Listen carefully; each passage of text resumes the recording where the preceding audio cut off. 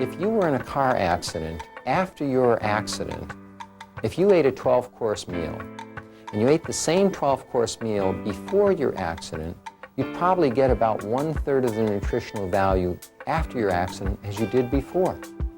Because part of our nervous system being stimulated as we're in this fight or flight mechanism, the body sends a lot more energy and impulses into our musculoskeletal system, preparing us for fight or flight.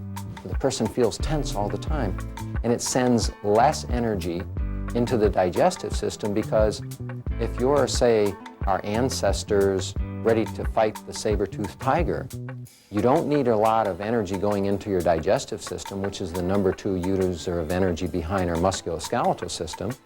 So the body takes that energy out of the digestive system, puts it into the muscles. So we absorb and assimilate foods very, very poorly. At a time, especially if you're in chronic pain now, when you need more nutrition.